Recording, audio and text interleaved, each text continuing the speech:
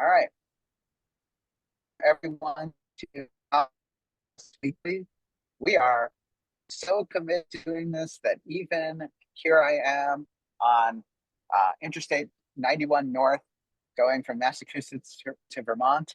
Uh, is Reverend Dr.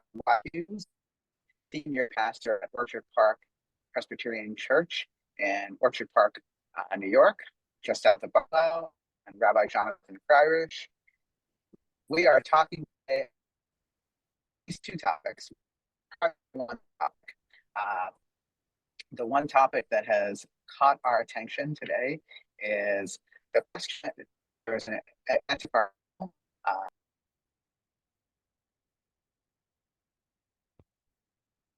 And we lost him. Hopefully he will come back.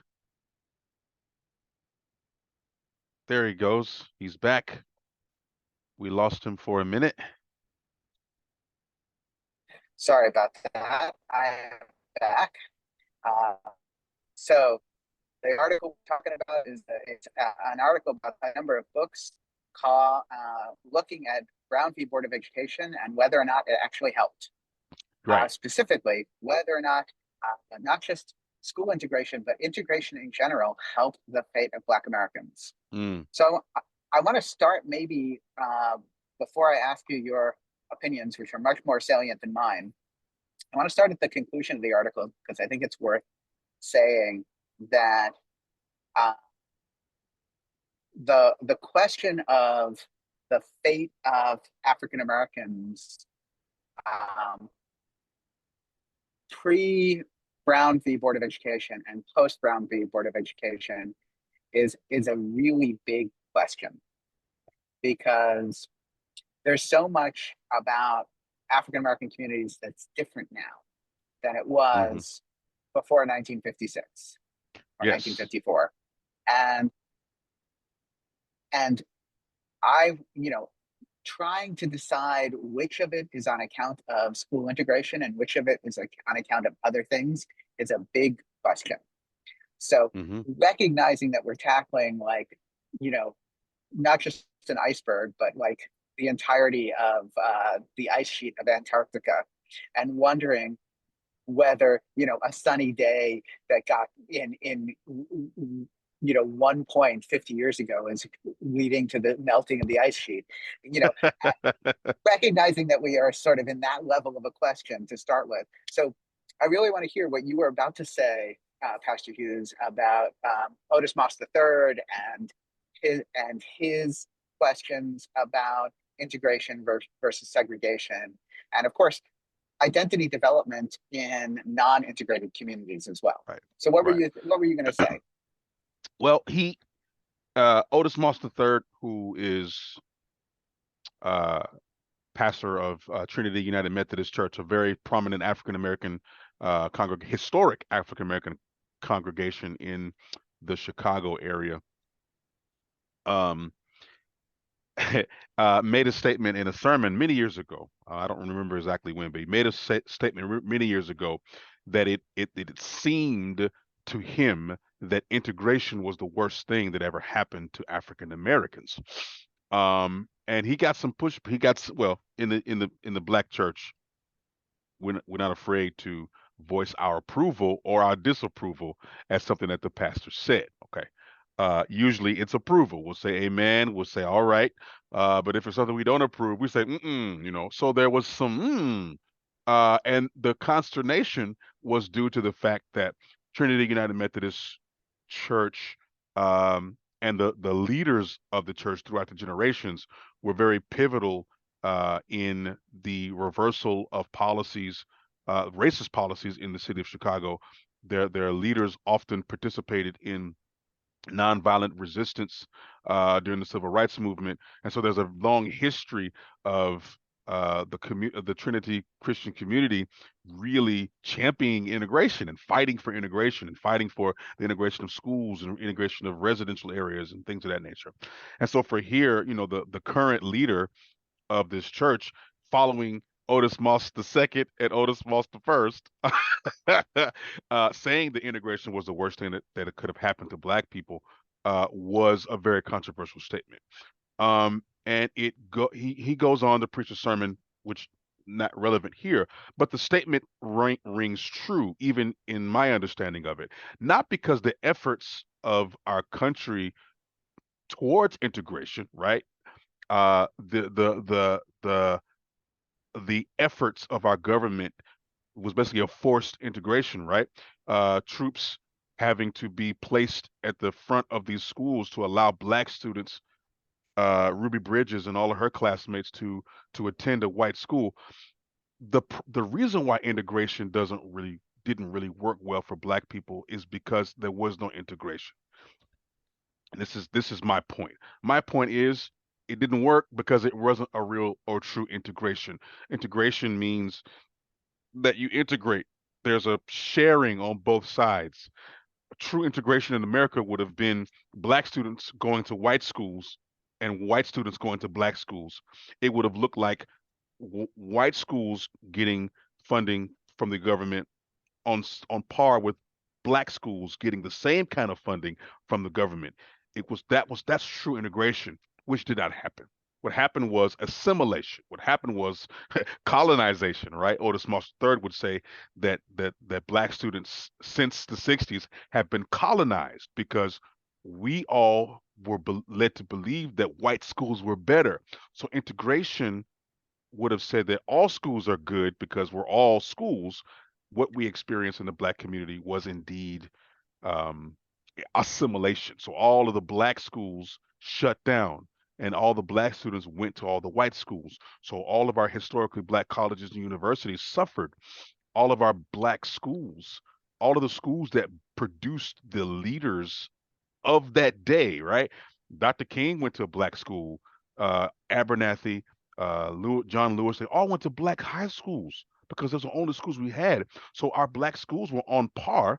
But then when integration happened, all of our black students left the black institutions, and so the institutions failed. So I agree that yeah, integration killed us. Okay, so I'm gonna push back a little here. Uh, in my role as, you know, somebody who also is a member of a religious tradition where so Dr. King who went to uh, black schools and excelled. Do we have any doubt that in a post integration system, they came from families where they would have succeeded anyway?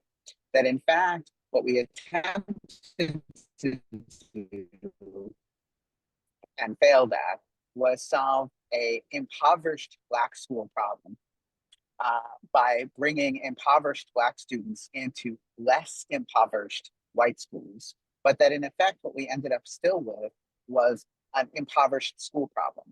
And that white people who could afford to left integrated schools and went to other segregated schools, independent or private schools.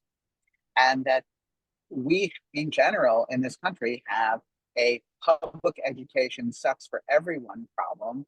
And it's more evident because it disproportionately sucks for African Americans. But numerically, it sucks for just as much for for white Americans struggling with poverty, because there are, in fact, more white Americans struggling with poverty than there are African Americans, period. It just looks like it's affecting African Americans more because of the terrible use of this word disproportionate, right? So So, where's the you know, pushback? a disproportionate. Well, the pushback is We that agree. integ- well, yes, we agree, but what I'm saying is that not only we didn't solve the problem, we kept the problem the same as it was ever was, and then we obscured the problem by saying um, it's about black people. When in fact, what we've basically done in the last 100 years is we've made all poor people, all people struggling with poverty, into Black people, as Mm, far as American culture is concerned, and mm. that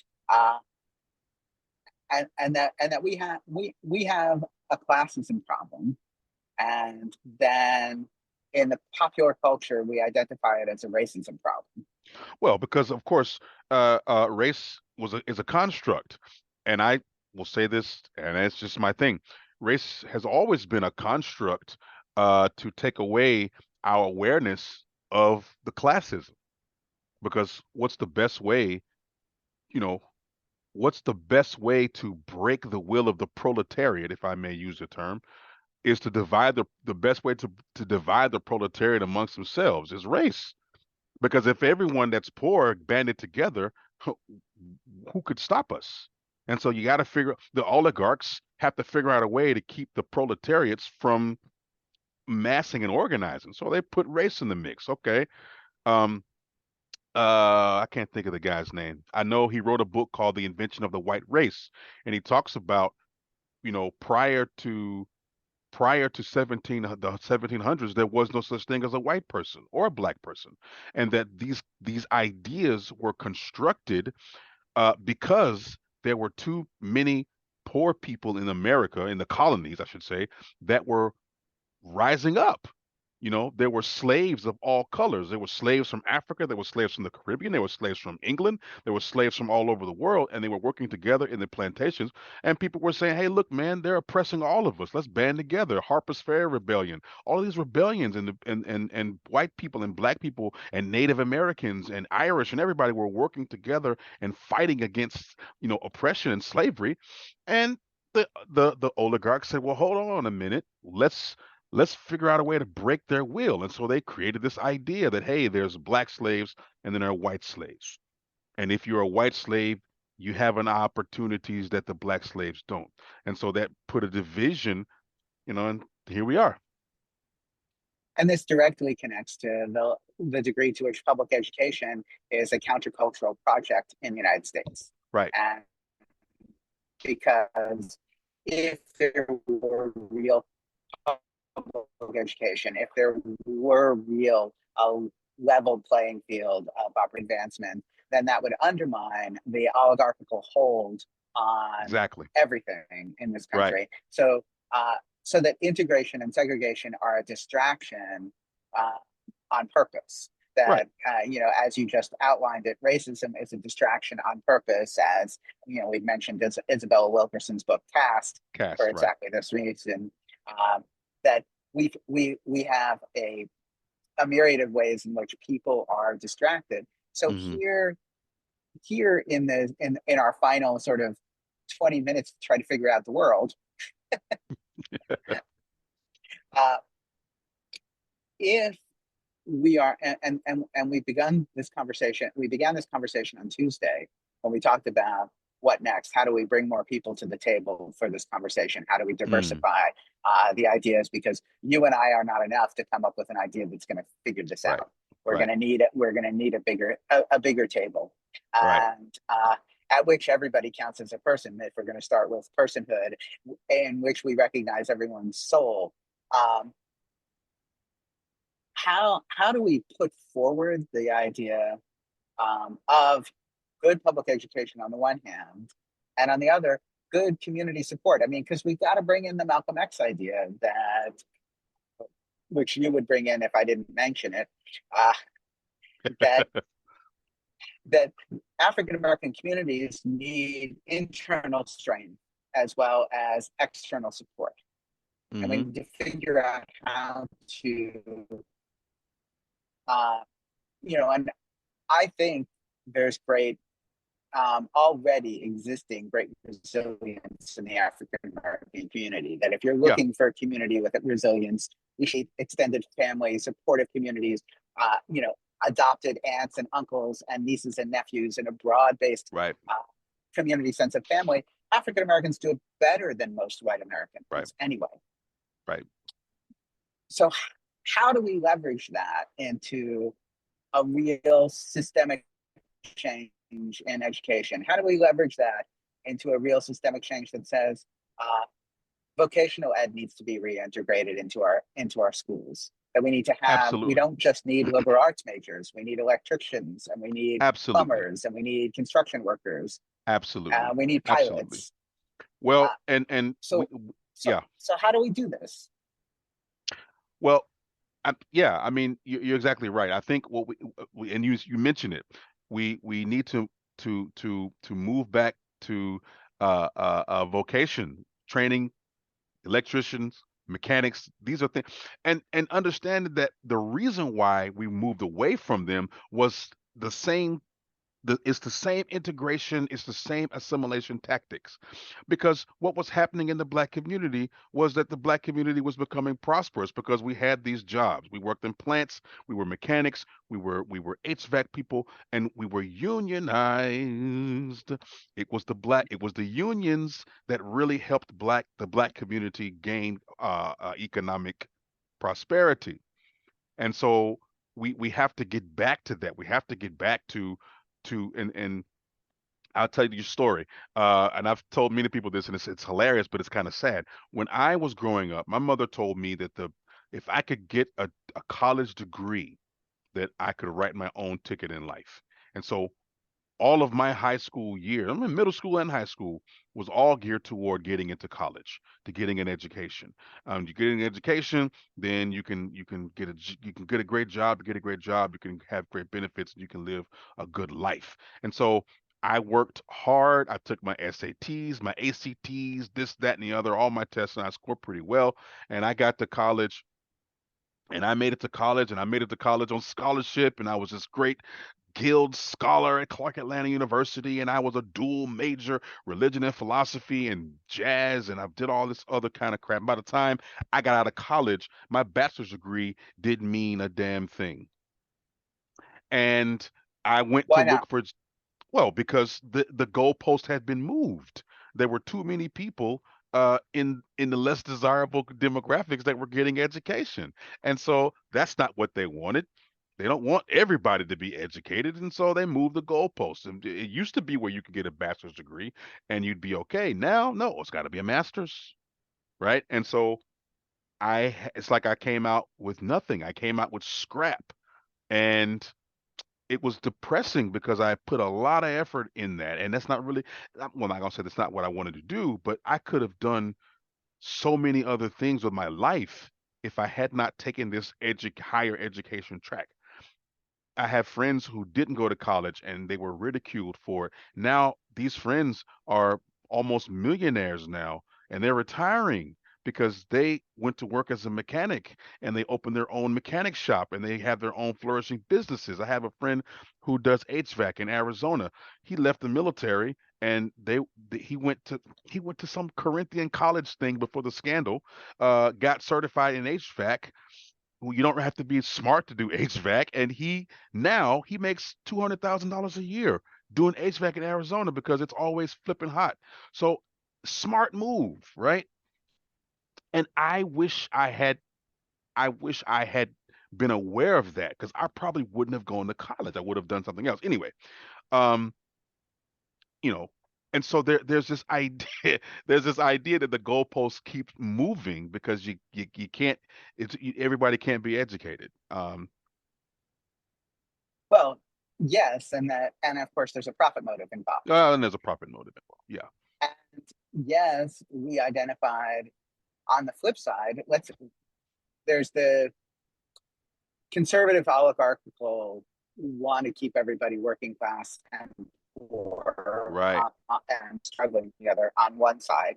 And on the other side, there is quote unquote liberalism.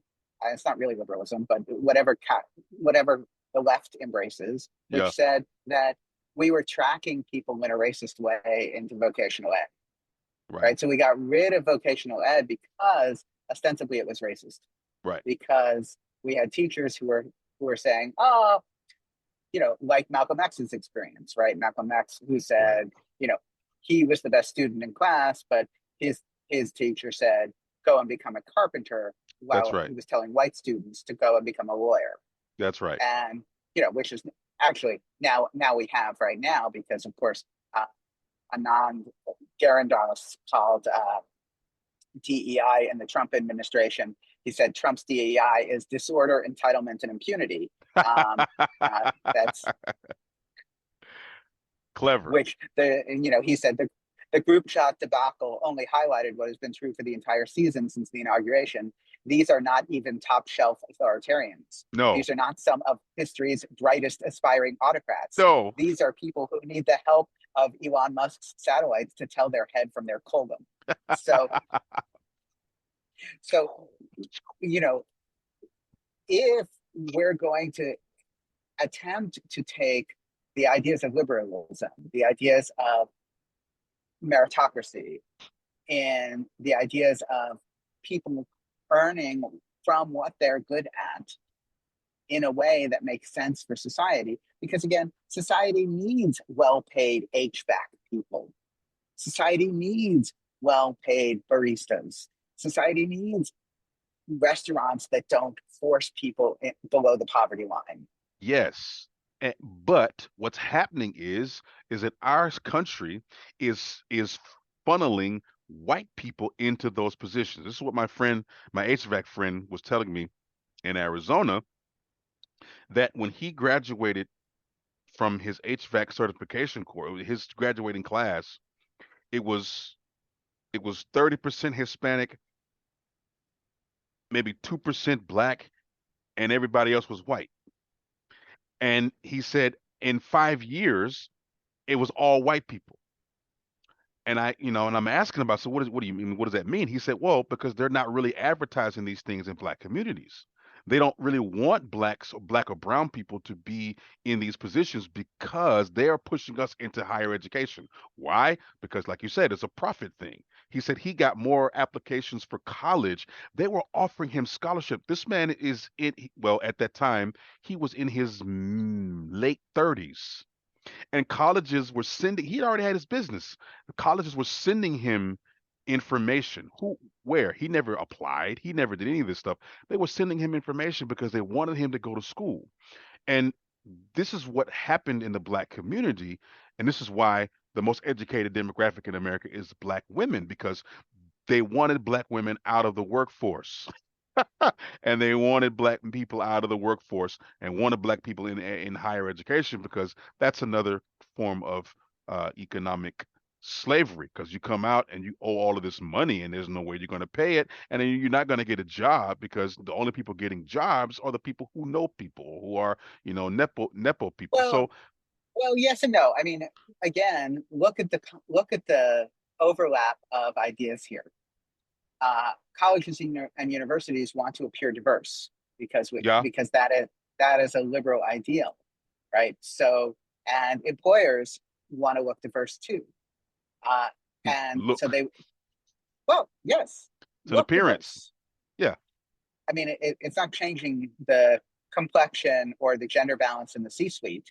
It's just changing it in middle management and upper middle management, right? And Right. whether and again, this goes back to we have never been woke, Right. and Musa Al-Gharbi's book, where his analysis is that the top quintile, right, the top 20% of society, hasn't really changed all that much, and it directly connects. Right, Right. John Lewis's education, Dr. King's education, they came from families who would have pushed them forward no matter what.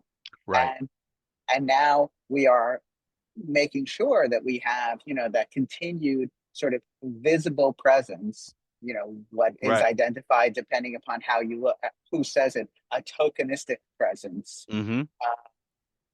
People from all backgrounds, and then you've got people from backgrounds like mine embracing gender identities that allow them to appear more diverse as well. Right. Right. Right. It's So optics. one of the things that Musa Al-Gharbi talked about is a very interesting statistic.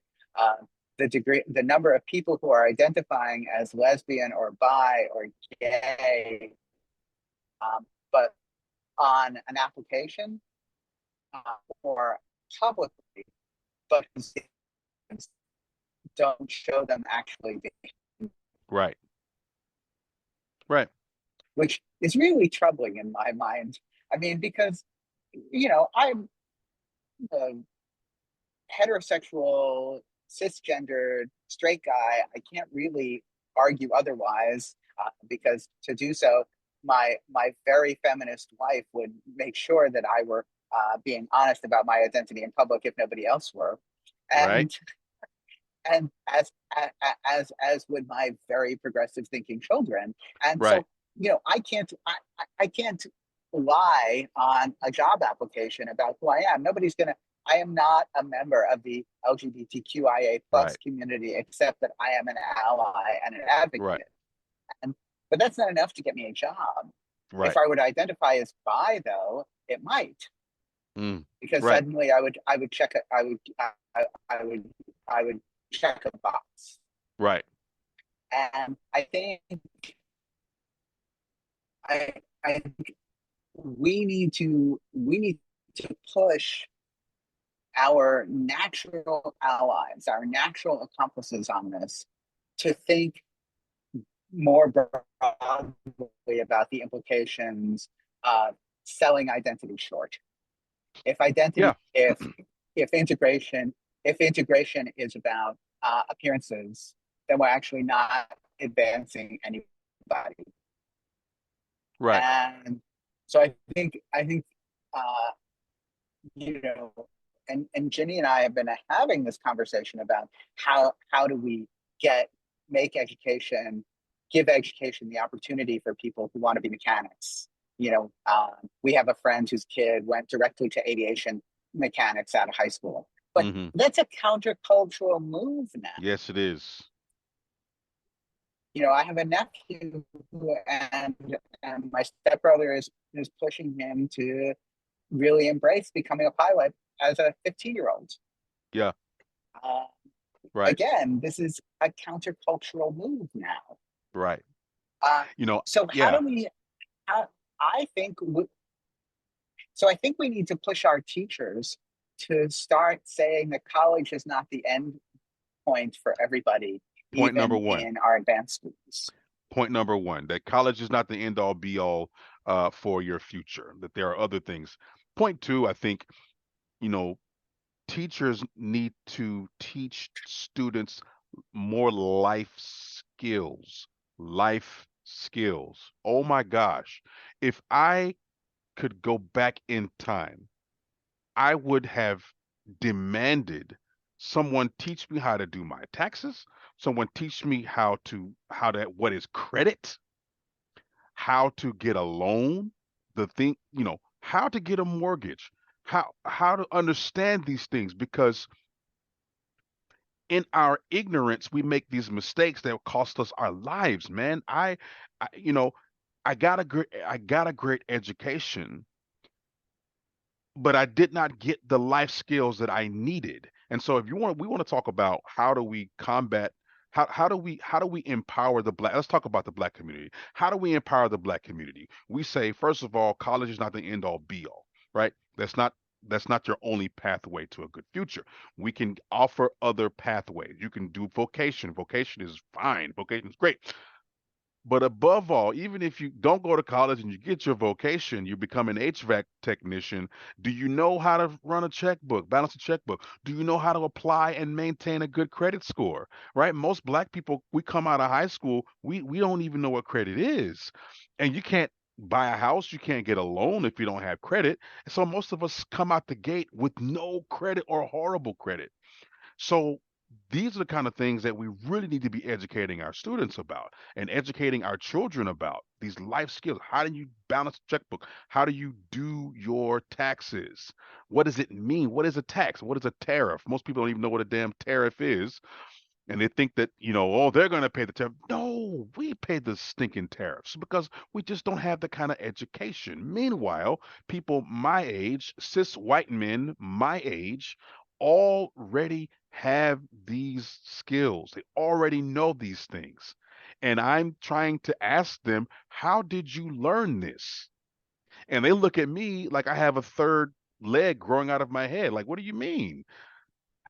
No, and you're right, 100%. And one of the advantages of having this conversation in the hearing of Ginny is I get Ginny's comments. And Ginny just said, maybe we need to say college is not the only path to a good life versus college is not for everybody. right? Okay. So Yeah. college is not the only path to a good life. And I think that's a powerful statement. I think also, because we want to keep this short and I want to wrap this, I think we now have a what next for our group. We need to start creating a cohort of people who show up to Board of Education meetings, school board meetings. Yes. Because instead of having a bunch of people saying, we don't want this book read at our school board meeting, I think the topic that we just raised is a good topic to raise with our regulars in Accomplices for Justice. And then what happens when we show up as a contingent to an Right. Orchard Park school board Right. meeting? What happens when we show up as a contingent to a Buffalo public school board meeting? And we Mm-hmm. say, hey, wait a second. If, as Jenny just said, college is not for everybody, instead of saying that,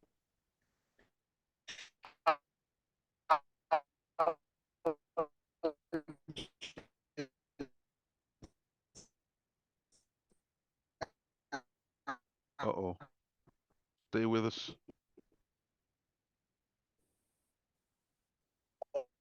only path to a good life, and how do we help people prepare for them in school? I'm still with us. It's coming. It's in and out. Coming So, out. Okay, here we go.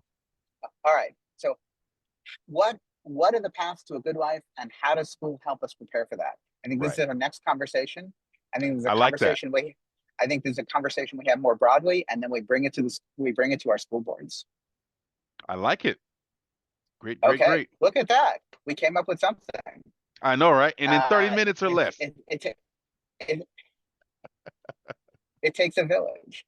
Yes, All it right. does. Yes, it Thank you does. to everybody who watches this, wherever you do. Thank you for how we're doing, what we ought to be doing better. You can leave us a note, either of us on Facebook. You can reach out to us at www.opendoorjudaism.org. Please